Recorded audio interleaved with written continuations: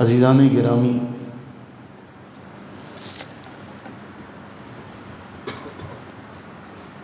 اب سارے محرم الحرام میں ہونے والا ایک عظیم عظمتوں والا کنبہ قافلہ جسے ظلماً شہید کیا گیا، اہل سنت کا متفقہ موقف اس حوالے سے بالکل دو ٹوک اور واضح ہے۔ جب میں اہل سنت کا لفظ کہتا ہوں ان مجموعی مسائل میں، تو ان مجموعی مسائل میں اہل سنت میں وہ تمام مسالک، تمام اسکول آف تھاٹ، حنفی، شافعی، مالکی، حنبلی، احناف میں بریلوی، دیوبندی، غیر مقلد، یہ سب کے سب شامل ہیں۔ ان تمام کے نزدیک جس نے بھی سیدنا امام عالی مقام امام حسین رضی اللہ تعالی عنہ اور آپ کے رفقاء ان کے خلاف کسی بھی قسم کا کوئی معاملہ کیا، اس پر اللہ تعالیٰ اور اس کے رسول اور تمام ملائکہ کی لعنت ہو۔ اس میں کسی کا بھی اختلاف نہیں ہے، سب کے سب یہ کہتے ہیں کہ ظلماً ان کے ساتھ یہ معاملہ ہوا، اور ایسا جس نے بھی کیا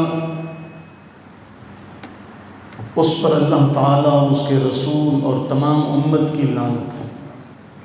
اس میں کسی کا بھی اختلاف نہیں ہے۔ ہم ایک اہم مسئلہ ہے، جیسے ہمارے پاس بڑا کم وقت ہوتا ہے، ایک کلاس کو سمجھانا بڑا آسان ہوتا ہے، اس کلاس میں سارے موجود ہوتے ہیں، جب وہ سارے موجود ہوں تو انہیں ہر مسئلے کا علم ہوتا ہے۔ اب جب سارے موجود نہیں ہوتے، کوئی درمیان میں آتا ہے، کوئی آخر میں آتا ہے، کوئی گھر بیٹھے بات سنتا ہے تو اسے وہ سمجھ میں نہیں آتا۔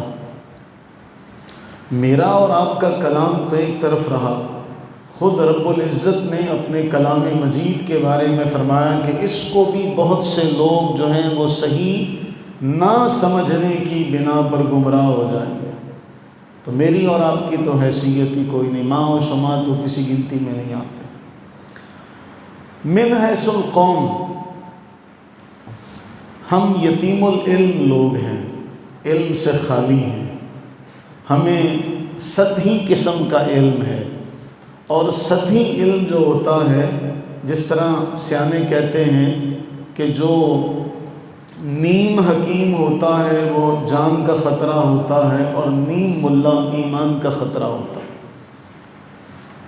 اب اس میں ہم لوگ بھی شامل ہیں کہ ہمیں دین کی مبادیات، جو دین کی ضروری چیزیں ہیں، ان کا علم نہیں ہے، اور ان کا علم نہ ہونے کی بنا پر ہمارے بہت سارے معاملات ایسے ہیں جو ہم عقیدت کی بنا پر، محبت کی بنا پر، یا سن سنا کر ہمارے ہاں وہ چلے آ رہے ہیں۔ ہم میں سے کسی نے بھی یہ زحمت گوارا نہیں کی کہ یہ جو مسئلہ چلا آ رہا ہے اس کی تحقیق کریں اور اس کو سمجھیں، اور اگر بالفرض اسے کوئی سمجھانے کی کوشش بھی کریں تو ہم بجائے اس کا شکر گزار ہونے کے اس کی بدخوئی کرتے ہیں، اس کی چغلی کرتے ہیں۔ دینی معاملات میں بھی ہم اللہ اور اس کے رسول کا فرمان سن کر اگر اس کے بارے میں چہ مگوئی کریں تو پھر ہمیں اپنے ایمان کا محاسبہ کرنا چاہیے، ٹٹولنا چاہیے کہ ایک بندہ حدیث سنا رہا ہے، وہ حدیث کے جو اخذ کردہ معاملات ہیں وہ پیش کر رہا ہے، اور آپ کی حیثیت کیا ہے؟ آپ کو طہارت کے مسائل نہیں آتے اور آپ چلے اتنے بڑے معاملے میں اپنی لب کشائی کرنا۔ تو لوگ تو آپ کو داد کے ڈونگرے برسا سکتے ہیں آپ پر، لوگ تو آپ کی بات سن کے کہیں گے جی بڑا آدمی ہے، آپ کو کچھ نہ کہیں، لیکن اللہ اور اس کے رسول کی بارگاہ میں آپ کی جملے کی حیثیت کوئی بھی نہیں ہے۔ اس لیے یہ نازک معاملات ہیں دین کے، خاص طور پر ہم ڈاکٹر کے پاس چلے جائیں تو ہم میں سے کوئی ڈاکٹر سے یہ پوچھنے کی ہمت نہیں کرتا بھئی انجیکشن کیوں لگوا رہے ہیں، بولیے۔ ہم گلی محلے کے کسی ڈاکٹر کے پاس چلے جائیں تو ہم اس سے یہ نہیں پوچھتے بھئی یہ انجیکشن کیوں لگایا۔ ہمارا تو حال یہ ہے، آج تک ہم یہ نہیں جان سکے کہ ہمیں جو پولیو کے قطرے پلائے جاتے ہیں وہ کیا ہیں، وہ کیا ہیں۔ لیکن دین کے معاملات میں ہم جہاں جس کا منہ چلتا ہے بھینس گائے کی طرح، چونکہ ان کی عادت ہوتی زبان مارنے کی، تو ہم بھی دینی معاملے میں زبان چلاتے رہتے ہیں۔ تو ہمیں ان معاملات میں اپنا ایمان جو ہے اس کا محاسبہ کرنا چاہیے، اس کی حفاظت کرنی چاہیے۔ ایک بڑا اہم موضوع ہے جس حوالے سے آپ کے گوش گزار کچھ باتیں کرنا چاہوں گا۔ اس موضوع کو شروع کرنے سے پہلے ایک بات، جب بھی رسول اللہ صلی اللہ علیہ وآلہ وسلم کی اہل بیت کا نام آتا ہے تو ہمارے ذہنوں میں صرف یہی مقدس معتبر محترم ہستیاں آتی ہیں کہ اہل بیت میں صرف اور صرف سیدنا علی المرتضیٰ شیر خدا رضی اللہ تعالی عنہ، سیدہ زاہدہ طیبہ طاہرہ فاطمۃ الزہرا رضی اللہ تعالی عنہا اور ان کے دو شہزادے امامین کریمین حسنین کریمین رضی اللہ تعالی عنہما آتے ہیں، اور ہم انہی کو اہل بیت شمار کرتے ہیں۔ اب اس بات کو سمجھنے کے لیے ہم پیچھے سے ایک معاملہ آپ کے سامنے رکھوں گا، اس بات کو سمجھیں گے۔ نبی صلی اللہ علیہ وآلہ وسلم کے نسب کے حوالے سے آپ کی شان جو خود آپ نے بیان فرمائی، اب اس کو شروع سے جب آپ نے سننا اور سمجھنا ہے تو آپ کو سارا مقدمہ بھی سمجھ میں آ جائے گا اور اگلا سارا موضوع بھی سمجھ میں آ جائے گا۔ جو اس مقدمے میں حاضر نہیں ہیں انہیں اس سے کوئی تعلق نہیں۔ یہ جو مسئلہ آج ذکر ہوگا، جو بعد والے آئیں گے وہ اس کو نہ سمجھ سکتے ہیں، نہ شاید ان کو سمجھنے کی غرض ہے۔ جامع ترمذی کی حدیث نمبر ہے 3606۔ اللہ کے نبی سرور عالم صلی اللہ علیہ وآلہ وسلم نے ارشاد فرمایا، اللہ تعالیٰ نے اولاد اسماعیل میں سے بنو کنانہ کو منتخب کیا۔ پیچھے سے بات چل رہی ہے، اللہ نے اولاد اسماعیل میں سے بنو کنانہ کو چنا۔ بدقسمتی یہ ہے کہ ہمیں تو ہمارا پچھلا سارا یاد ہے کہ ہم ہندوستان میں کہاں سے آئے تھے، ہمیں تو سارا یاد ہے ہمارے دادا پردادا کہاں سے آئے تھے، لیکن نہیں یاد تو اپنے محبوب مکرم سرور عالم صلی اللہ علیہ وسلم کے حوالے سے آپ کے خاندان کا نہیں ہمیں پتہ۔ فرمایا اللہ نے اولاد اسماعیل میں سے بنو کنانہ کو چنا۔ یہ ایک بہت بڑا قبیلہ۔ بنو کنانہ میں سے اللہ تعالیٰ نے قریش کو چنا۔ قریش اپنے زمانے کے اعتبار سے بہت وسیع قبیلہ، اور قریش میں سے اللہ تعالیٰ نے ہاشم کو چنا، بنو ہاشم کو، اور بنو ہاشم میں سے اللہ نے مجھے منتخب فرمایا۔ گویا حدیث کا جو الفاظ کا جو انداز ہے، ان اللہ اصطفیٰ، اصطفیٰ منتخب کرنا، مصطفیٰ کا معنی ہے منتخب کیے ہوئے، چنے ہوئے۔ مصطفیٰ کا معنی کیا ہے؟ اونچی، اس کو یاد رکھیے گا، مصطفیٰ کا معنی کیا ہے؟ چنے ہوئے۔ اللہ نے پہلے ابراہیم علیہ السلام کے دو بیٹوں میں سے اسماعیل علیہ السلام اور اسحاق علیہ السلام میں سے کسے چنا؟ اسماعیل علیہ السلام کو۔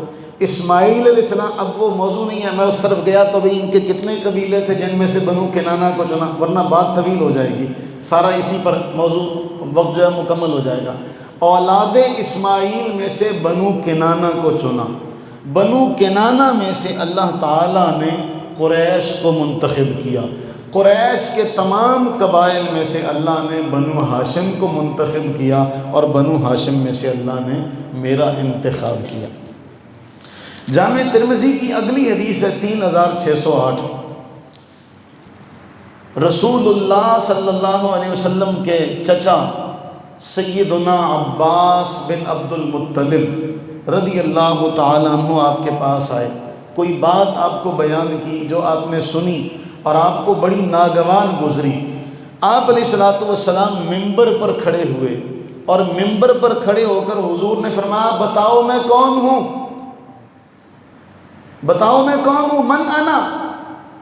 سب نے کہا انت رسول اللہ، آپ اللہ کے رسول ہیں، آپ اللہ کے رسول ہیں، علیہ السلام، آپ پر سلام ہو، آپ اللہ کے رسول ہیں۔ فرمایا نہیں، میں اس اعتبار سے نہیں پوچھ رہا کہ میں کون ہوں، میں خاندان کے اعتبار سے پوچھ رہا ہوں، بتاؤ میرا قبیلہ کیا ہے۔ اس کے بعد اللہ کے نبی علیہ السلام نے فرمایا انا محمد بن عبد اللہ بن عبد المطلب، میں محمد بن عبد اللہ بن عبد المطلب۔ آپ نے اپنے والد گرامی کا، اپنے دادا جان کا نام بتایا، لوگوں کو بتایا، کیونکہ آپ کے باپ بھی مکہ میں مشہور شخصیت۔ کیسے؟ آپ کے والد کیوں مشہور تھے؟ کسی کو پتہ ہے؟ صرف اشارہ کروں، جناب عبد المطلب نے نظر مانی تھی، یاد ہے؟ تو کئی اونٹوں سے ان کا فدیہ دیا گیا تھا، پورے مکہ میں مشہور تھے، یہ ایک وجہ شہرت ہے، اس کے علاوہ اور بھی کئی شہرت کی وجوہ ہیں۔ آپ نے اپنے باپ کا نام لیا، پھر آپ نے اپنے دادا عبد المطلب کا نام لیا، کہ جو مکہ کے سردار ہیں، پورے عرب میں ان کی دھوم تھی، اور ابرہہ کے واقعے کے بعد تو سارے ان کو جانتے تھے، بڑی بڑی دور تک ان کا چرچا تھا۔ اب رسول اللہ علیہ السلام نے فرمایا ان اللہ خلق الخلق، اللہ نے مخلوق کو پیدا کیا، اللہ نے مخلوق کو پیدا کیا، فجعلنی فی خیر فرقہ، مجھے سب سے بہترین جماعت میں رکھا۔ ساری مخلوق پیدا ہو گئی، ارواح تو سب کی پیدا ہے نا، ارواح تو سب کی پیدا ہوئی ہیں کہ نہیں ہوئی؟ تو مجھے اللہ تعالیٰ نے مخلوق کو پیدا کرنے کے بعد مجھے سب سے بہترین جماعت میں رکھا، جب سب سے بہترین فرقے میں رکھا، پھر اس کے بعد جب 2 جماعتیں بن گئی مجھے بہترین جماعت میں رکھا، پھر اس کے بعد جب قبائل بنے تو مجھے بہترین قبیلے میں رکھا، پھر جب قبائل کے بعد نیچے ہوتے ہوئے گھروں کی بات آئی تو مجھے سب سے بہترین گھر میں رکھا۔ میں اس اعتبار سے بھی تم میں سب سے بہتر ہوں۔ ایک ہے رسول ہونے کی حیثیت، اس میں تو کوئی مد مقابل ہے ہی نہیں، اور دوسری یہ حیثیت ہے کہ میرے باپ دادا کے اعتبار سے سب سے بہترین خاندان، سب سے بہترین قبیلہ، اس قبیلے میں سب سے بہترین گھر۔ فرمایا گھر کے اعتبار سے بھی کوئی میرا مد مقابل نہیں ہے، ذات کے اعتبار سے، نفس کے اعتبار سے میں رسول ہوں، تب بھی کوئی میرا مد مقابل نہیں ہے۔ اس حدیث سے بہت سارے مسئلے حل ہو جاتے ہیں۔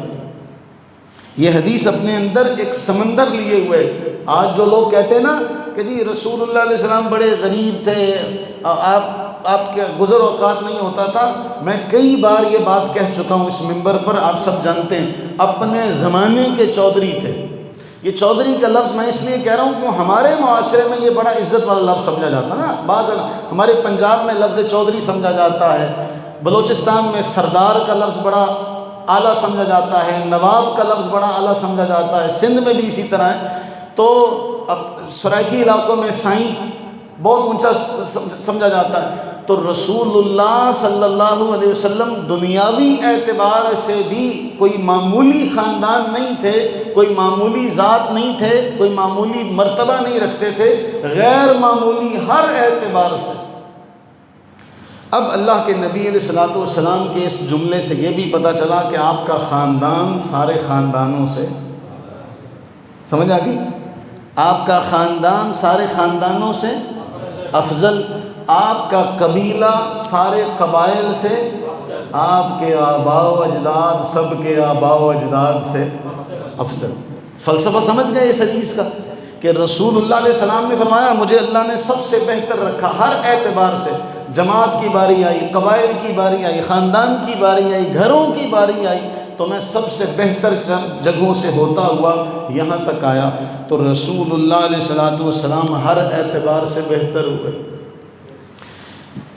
اگلی حدیث یہ جامع ترمذی میں بھی ہے اور امام حاکم نے اسے مستدرک حاکم میں نقل کیا، مستدرک حاکم کا نمبر ہے 4716۔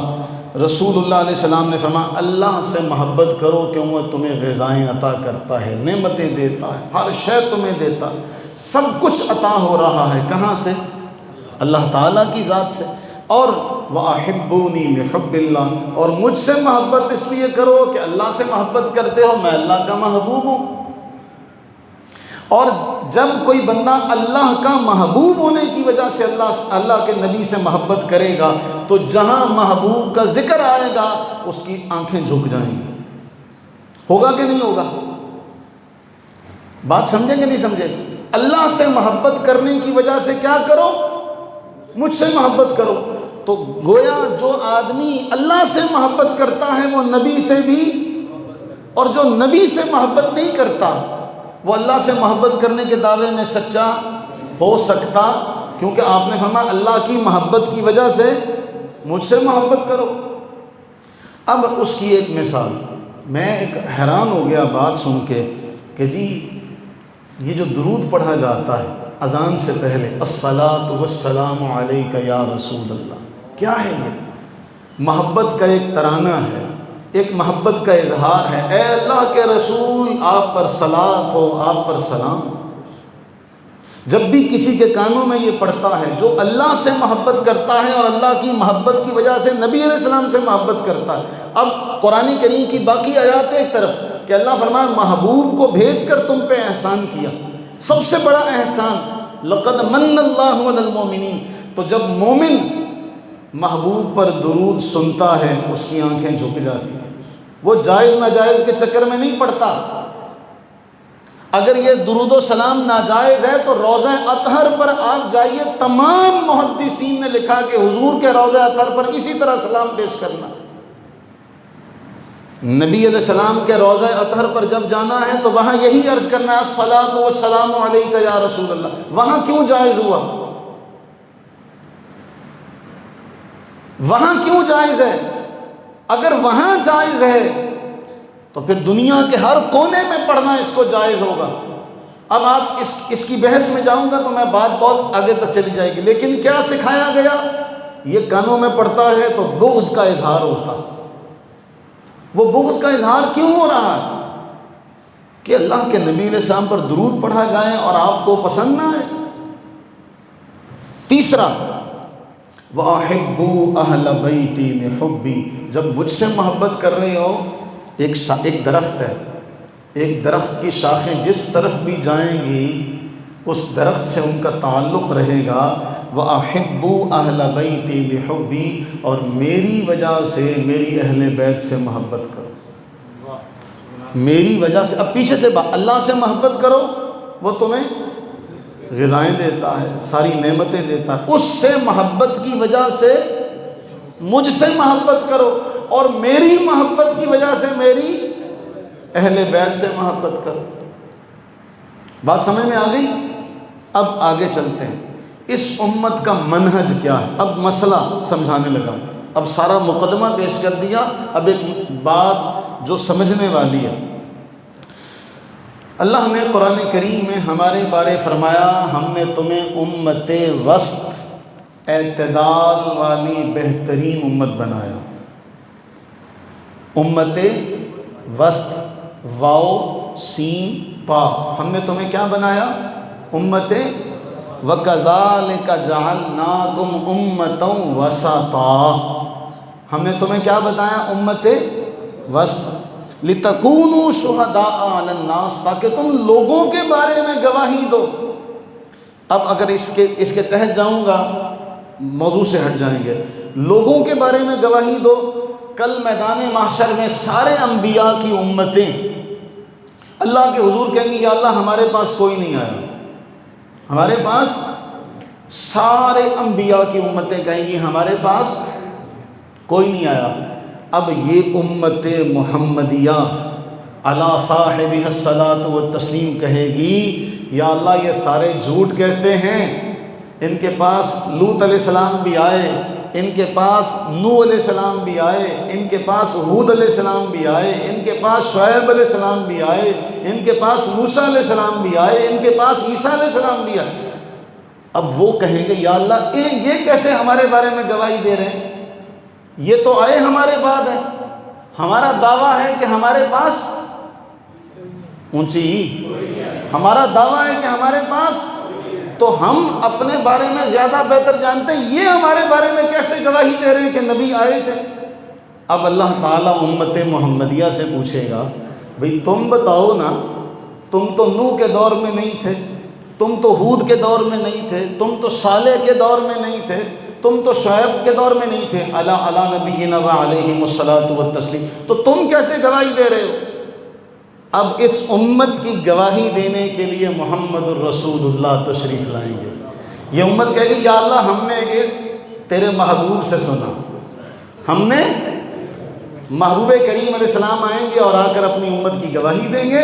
اب قرآن کہتا ہے ہم نے تمہیں اعتدال، آپ اس جملے پر غور کریں، کیوں؟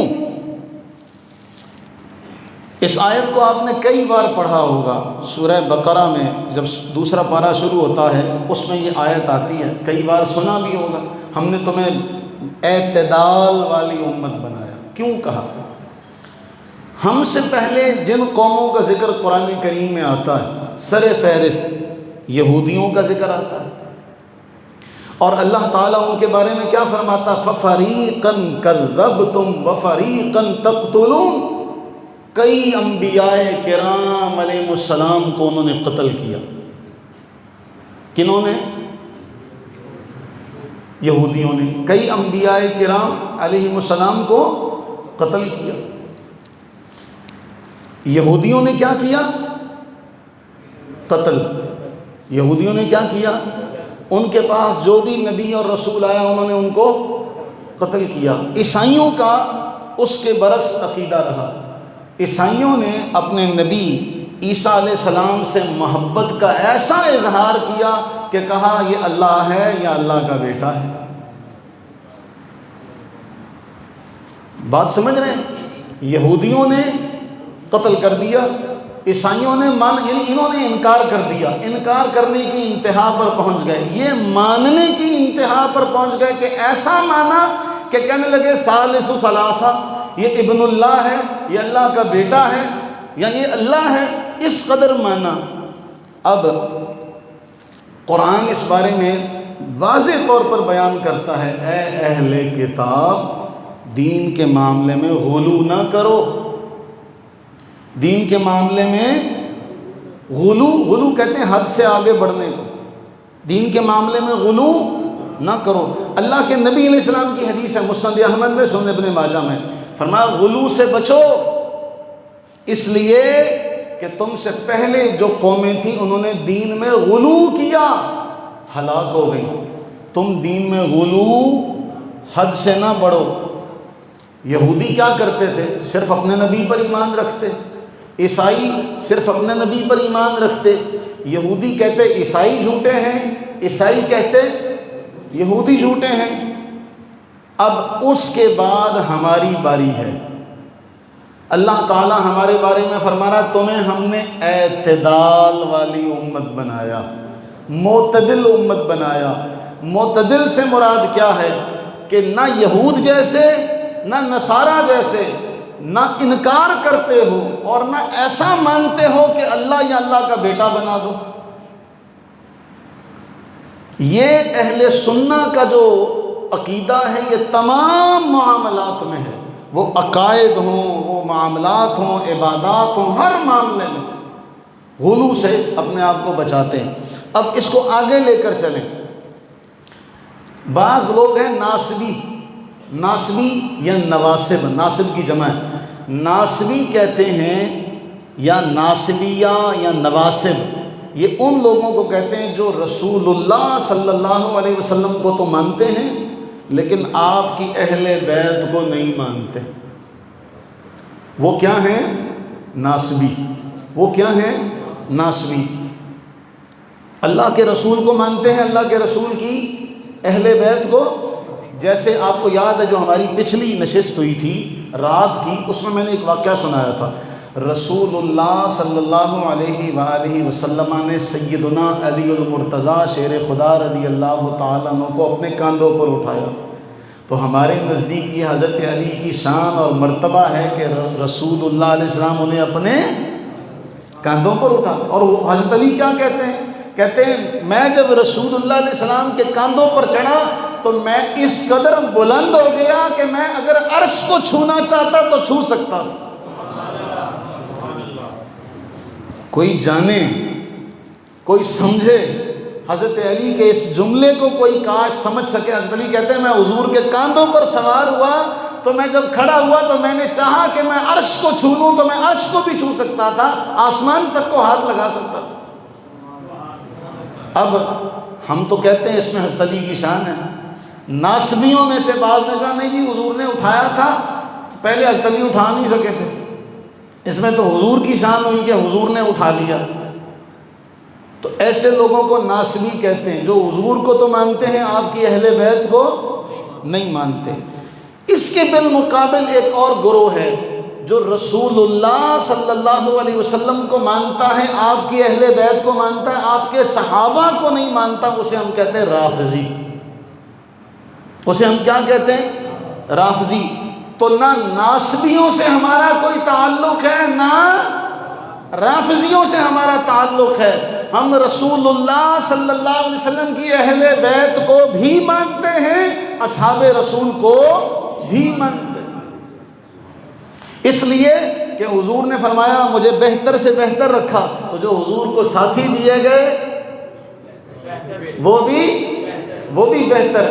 حضور کا زمانہ سب زمانوں سے بہتر، اللہ تعالیٰ قسم اٹھائے حضور کا شہر سب شہروں سے، تو جو اللہ نے حضور کو وزراء دیے، صحابہ دیے، وہ بھی سب سے بہتر۔ اب آ جاتے ہیں رافضی، یہاں بھی ڈنڈی مارتے ہیں۔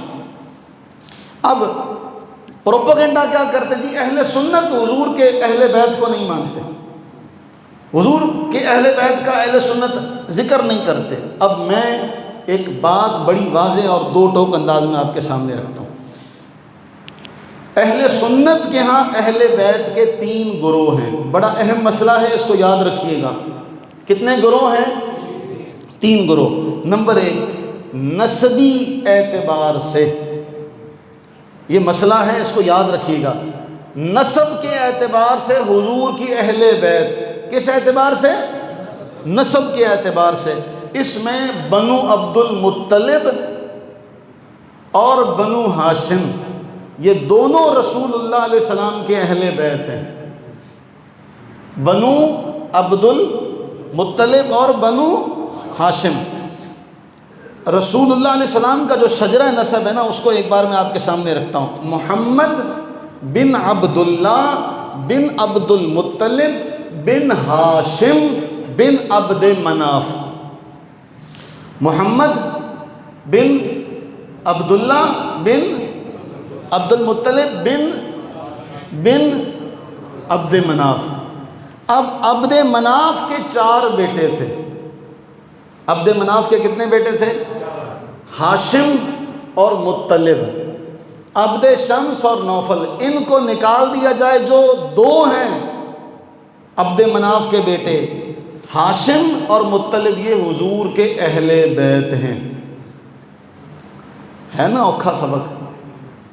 واقعات یاد کرنے بھی سوکھے یا سنونے بھی سوکھے یا، مسئلے بیان کرنے بھی مشکل ہیں اور سننے اس سے بھی مشکل، اور ہضم کرنے تو اس سے بھی مشکل۔ حضور علیہ السلام کے اہل بیت میں پہلا کون سا ہوا؟ جو نسب کے اعتبار سے ہے، بنو ہاشم اور بنو مطلب، یہ پہلا اہل بیت۔ جو دوسرے ہیں، اب جو عبد شمس ہیں اور نوفل ہیں، وہ اہل بیت میں شامل نہیں ہیں۔ دوسرا ہے مساہرت کا رشتہ، سسرالی رشتہ، سحری رشتہ جسے کہتے ہیں، صاد ہا را یا، سحری، مساہرت کا، اس میں ازواج مطہرات حضور کی اہل بیت میں شامل ہیں۔ اے اوکھاوا، اس میں حضور کی ازواج مطہرات آپ کی اہل بیت میں شامل ہیں۔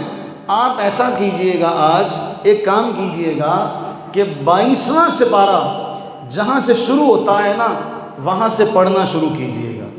آپ کو پتہ چل جائے گا کہ کن کو اللہ تعالیٰ مخاطب فرما رہا ہے۔ ہمارے ہاں ہمارے خطباء، واعظین، اہل تشیع، انما یرید اللہ لیذھب عنکم الرجس اہل البیت ویطہرکم تطہیرا، اس کو بڑا مشہور کر دیا، لیکن یہاں سے آیت شروع نہیں ہو رہی، یہاں سے آیت شروع نہیں ہو رہی۔ آیت کا جو پہلا جملہ ہے وہ بھی نہیں پڑھتے، وہ ہے حضور علیہ السلام کی ازواج مطہرات کے بارے میں۔ پورا چیپٹر حضور کی ازواج مطہرات سے مخاطب ہوتے ہوتے یہاں پر اللہ کے نبی علیہ السلام نے یہ فرمایا۔ اب یہ جو ٹکڑا ہے یہ آیہ مبارکہ نمبر 32 کا آخری ٹکڑا ہے، جبکہ اس سے پہلے حضور کی ازواج کو خطاب ہوا، یا نساء النبی، اے نبی کی بیویوں، اے اونچی، اے نبی کی بیویوں، لستن کاحد من النساء، تم عام عورتوں کی طرح نہیں ہو، یا نساء النبی لستن کاحد من النساء، اے نبی کی بیویوں تم عام عورتوں کی طرح، یہ آگے چل کے ان سے کہا گیا۔ اچھا، اب اس کے بعد میں حوالے دوں قرآن کریم سے تو بہت سارے حوالے ملیں گے۔ ابراہیم علیہ السلام کی بیوی کو اہل کہا گیا۔ اچھا، ایک ہمارے ہاں پنجابی زبان میں کہتے ہیں بیوی کو ٹبر، ہے آپ میں سے کسی کو یاد؟ ٹبر سے مراد کیا ہوتا ہے؟ بولیے۔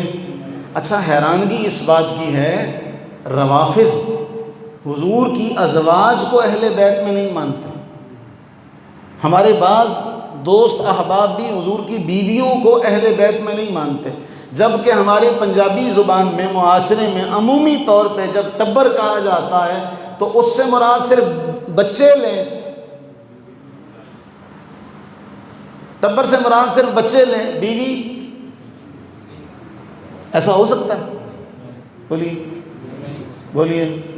اچھا، تو جب بھی اہل کا لفظ آتا ہے تو اہل کے لفظ میں ازواج مطہرات بھی شامل ہیں، اہل کے لفظ میں ازواج مطہرات بھی شامل ہیں، اور اس کے اوپر باقاعدہ بہت ساری احادیث ہیں۔ میں کوشش کر رہا تھا کہ پروجیکٹر کے اوپر آپ کو دکھا سکوں کیونکہ آپ کو پھر زیادہ سمجھ میں آتا، لیکن تدبیر کند بندہ تقدیر زند خندہ، وہ معاملہ نہیں ہو سکا۔